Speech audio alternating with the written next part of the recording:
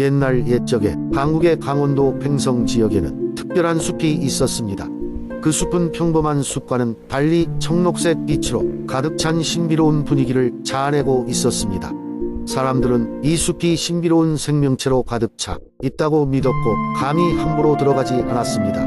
하지만 이 숲에는 아주 특별한 존재가 살고 있었으니 바로 은빛 여우였습니다. 이 은빛 여우는 아름다운 은색 털과 찬란한 눈을 가졌으며 어느 누구도 그녀의 존재를 목격한 적이 없었습니다.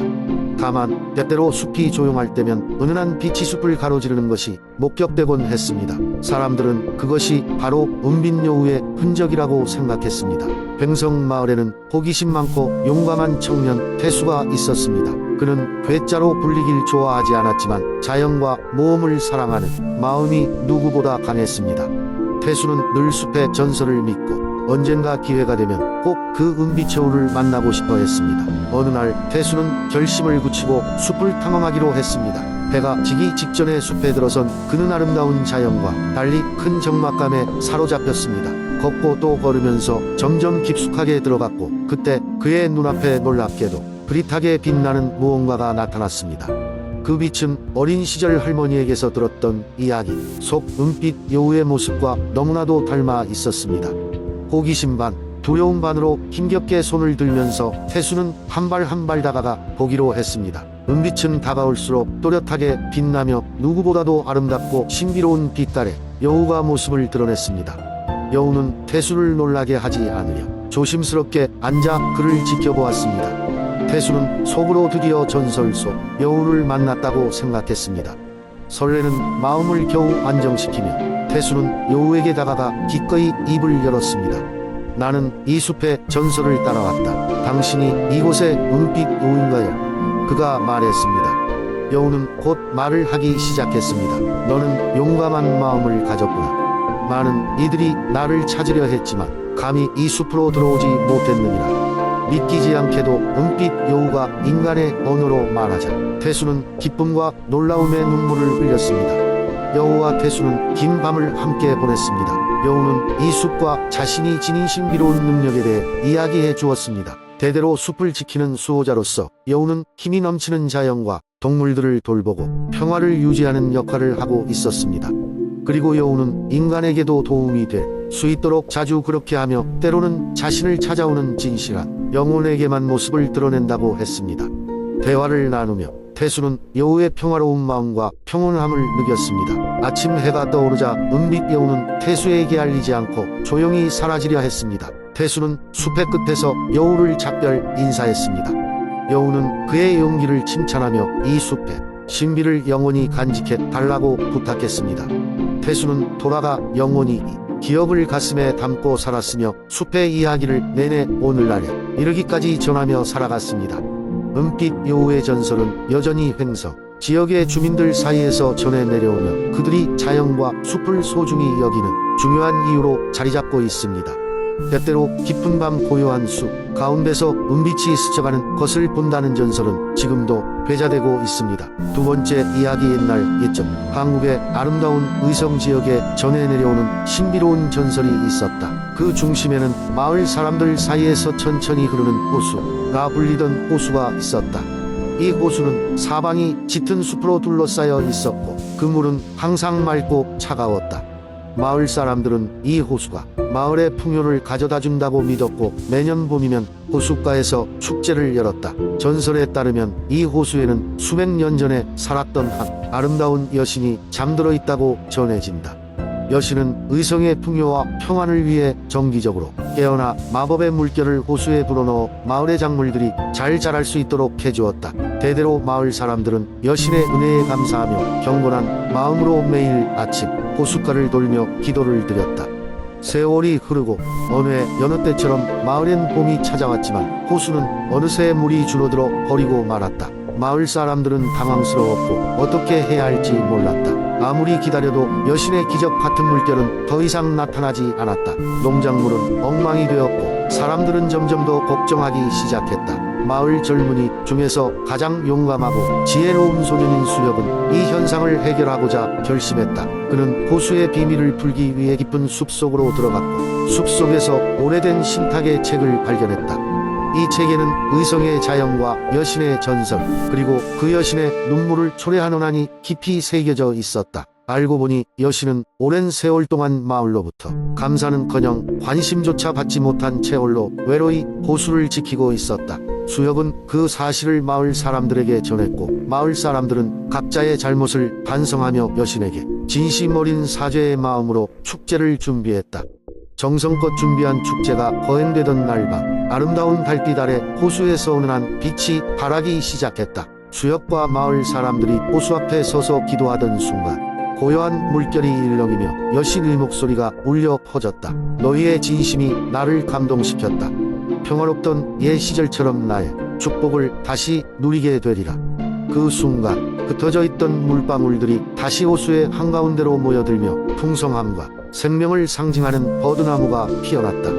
마을은 다시 풍요로움을 되찾았고, 수혁은 그 기적을 경험하며 진정한 용기와 희생의 아름다움을 깨달았다. 그날 이후 마을 사람들은 여신의 은혜를 절대 잊지 않았다. 매년 봄에는 아름다운 꽃을 피운 채호숫가에서 감사의 축제를 열었고, 여신의 이야기와 의성의 전설은 영원히 이어져 갔다.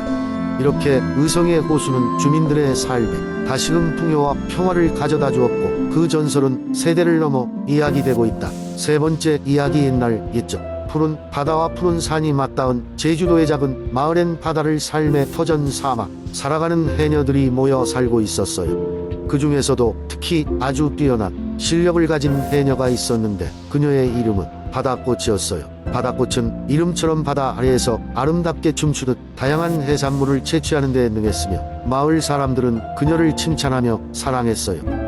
어느 날 마을 앞바다에 매년 찾아오는 신비로운 실뱀장이 때가 찾아왔어요. 이 실뱀장어들은 바다의 수호령으로 불리며 마을의 풍요와 행복을 가져다 준다고 믿었어요. 하지만 올해는 실뱀장어 때가 너무 많아지면서 다른 해양 생물들이 위협을 받고 있었어요. 이를 안타깝게 여긴 바다꽃은 결심을 했어요. 그녀는 바다 깊은 곳에 있는 수호의 바위를 찾아 실뱀장어들과 대화할 수 있다는 전설을 떠올렸어요. 그녀는 위험을 무릅쓰고 깊은 바다로 내려가 수호의 바위 앞에서 바다의 노래를 부르기 시작했어요. 오래지 않아 실뱀장어들의 왕의 모습을 드러내며 바다꽃의 간절한 마음을 들었어요. 우리도 바다의 조화를 지키고 싶어서 왔다. 그러나 알맞은 위치를 찾지 못했을 뿐이다라고 말하며 도움을 요청했어요. 바다꽃은 마을 사람들과 함께 조화를 이루며 공존할 수 있는 방안을 찾자고 제안했어요. 마을 해녀들은 지혜를 모아 일부는 실뱀장어들의 새로운 서식지를 마련하고, 일부는 마을 앞바다의 수질 관리를 책임지기로 했어요. 서로 협력하며 바다의 조화를 지켜나가자 실제로 마을의 바다는 더욱 아름답고 건강해졌어요. 실뱀장어들은 깊은 감사의 표시로 매년 마을을 찾아오며 행운을 나누어 주었고, 마을 사람들은 바다의 중요성을 깨닫고 더욱 소중히 여기게 되었어요. 시간이 흘러 제주 해녀들은 바다의 수호자로서 전 세계에 알려지게 되었고, 바다와 더불어 사는 삶의 방식을 많은 이들에게 전파하게 되었답니다. 그리고 바다꽃은 전설이 되어 제주도의 바다를 항상 지켜준다는 이야기가 널리 퍼지게 되었어요. 그리고 지금도 제주도의 푸른 바다 어딘가에서 해녀들은 그때의 교훈을 가슴에 품고 바다와 함께 살아가고 있답니다. 네 번째 이야기. 옛날 별들이 반짝이는 하늘 아래 고흥이라는 아름다운 마을이 있었습니다. 이곳은 푸른 바다가 탁 트인 풍경과 함께 맑은 공기 속에 자리 잡은 작은 언덕과 밭들이 마치 그림처럼 펼쳐져 있었습니다. 고흥 사람들은 자연과 조화를 이룬 생활을 하며 항상 하늘의 별을 바라보며 꿈을 꾸곤 했습니다. 마을 중심에 작은 오두막에 사는 소리라는 소년이 있었습니다. 소리는 언제나 호기심이 많았고 하늘을 무척 사랑했습니다. 밤이 오면 소리는 친구가 만든 나무 의자에 앉아 별들이 빛나기 시작하는 하늘을 올려다보며 상상의 나래를 펼치곤 했습니다. 소리의 가장 친한 친구는 화진이라는 소녀로 둘은 언제나 함께 별자리 이야기를 나누며 시간을 보냈습니다. 어느 날 저녁, 소리는 조금 특별한 일몰을 경험했습니다. 해가 서서히 지고 하늘은 붉은 물감이 번진 것처럼 타오르고 있었지요. 그 순간 소리는 별의 목소리를 들었습니다. 소리야, 나를 찾아와줘. 별이 부드럽게 속삭였습니다. 갑작스런 일에 놀란 소리는 주위를 둘러보았지만 주변에는 아무도 없었습니다. 분명 꿈일 거라 생각했지만 소리는 그 목소리를 잊을 수가 없었습니다. 다음 날 소리는 화진에게 이 일을 이야기했습니다. 화진은 소리의 이야기에 마냥 흥미를 느꼈습니다. 별이 널 부른 거라면 우린 별에게 가야 해. 화진은 활짝 웃으며 말했습니다. 그렇게 두 친구는 별을 찾아 떠나는 모험을 계획했지요. 여행길은 쉽지 않았습니다. 그들 앞에는 깊고 빽빽한 숲과 깎아지른 언덕들이 기다리고 있었지요. 하지만 그들은 포기하지 않았습니다. 낮에는 해의 인도를 받으며 길을 찾고 밤에는 별의 밝음이 길을 밝혀주었습니다. 그들의 모험은 수많은 날들이 지나도록 이어졌지만 소리와 화진의 마음은 항상 가벼웠습니다. 모험 중간에는 다양한 친구들도 만나며 그들의 여정은 더욱 풍부하게 채워졌습니다. 마침내 어느 날 밤 하늘의 별들이 유난히 빛나던 시간에 그들은 잃어버린 신비한 별의 고개에 도착했습니다. 고개에선 마치 세상의 끝처럼 느껴지는 끝도 없이 이어진 하늘이 펼쳐져 있었습니다. 그곳에서 소리는 자신의 운명을 깨달았습니다. 별의 소년으로서 그의 역할은 사람들과 별들 사이에 연결을 만드는 것이었습니다. 별의 소년 소리는 화진과 함께 별의 언어로 하늘의 메시지를 보냈습니다. 그리고 그 순간 하늘의 별들은 마치 그들에게 답하듯 찬란하게 빛났습니다. 고흥의 전설에 의하면 그때 이후로 소리와 화진은 사람들에게 별빛에 담긴 이야기를 들려주며 평화로운 세상을 만드는 일을 도왔다고 합니다. 이후 소리와 화진은 고흥의 수호자로 기억되었습니다. 그들이 남긴 이야기들은 마을 사람들에게 별들이 어떻게 삶을 비추고 꿈을 이룰 수 있는지에 대한 희망과 믿음을 주었습니다. 지금도 별이 빛나는 밤이면 고흥의 사람들은 소리와 화진 이야기를 하며 그리움을 달래고 별들에게 소원을 빌곤 합니다. 그 반짝임은 수백 년이 지나도 여전히 그 자리에서 세상을 비추고 있답니다.